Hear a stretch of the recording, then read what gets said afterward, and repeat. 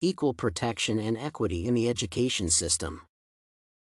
In Brown v. Board of Education of Topeka, which was initially a series of 5 different cases, the Supreme Court concluded on the unconstitutionality of state laws that established racial segregation in state schools.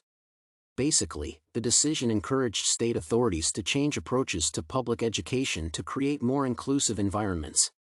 First, the case changed education by problematizing race-based prejudice in access to educational services and transforming desegregation into a priority task. It improved public education by encouraging desegregation efforts since attorney generals of states with school segregation policies were supposed to design and submit unique desegregation plans for their territories. By breaking the silence about racial discrimination in education, the case made high-quality public education more accessible for racial minority students. In particular, it found reflection in successful desegregation efforts in Arkansas and other states where African American students were finally allowed to attend white-only schools. Another change to the public education system relates to the career opportunities for racial minority education specialists. Before that decision, African American teachers were allowed to work only in colored public schools. At the same time, it must be acknowledged that the decision's ability to initiate change was reduced because of opposition to desegregation, including entire families' migration to racially homogeneous communities just to prevent their children from attending integrated schools. It is possible to say that the promise of the discussed case has been de jure realized.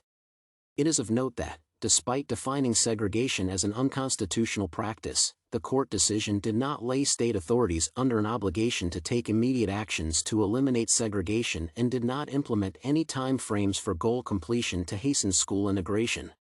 Instead, desegregation was supposed to proceed with all deliberate speed. This could give those opposing the decision time to come up with strategies to maintain the acceptable proportion of white and non-white students without violating any laws.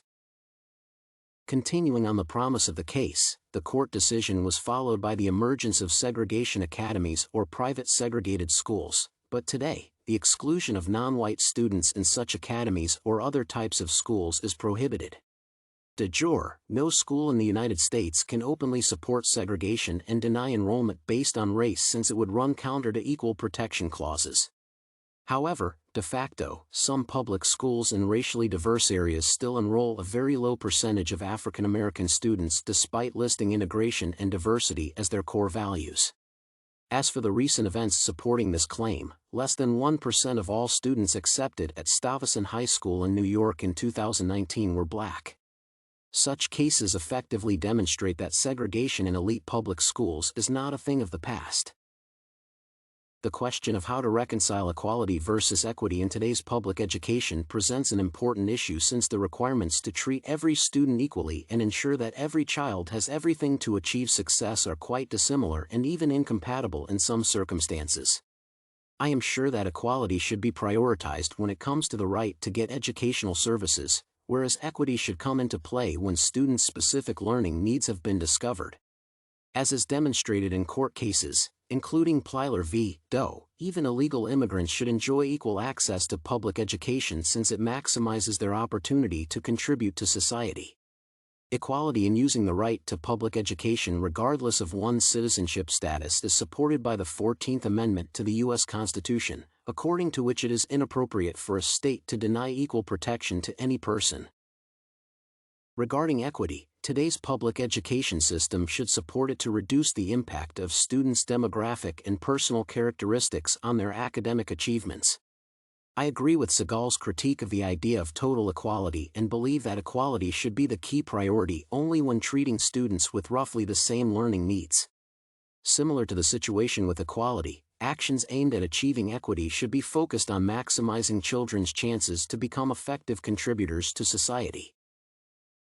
The U.S. Constitution does not say anything that would directly apply to the provision of extra support for students that are different from their peers.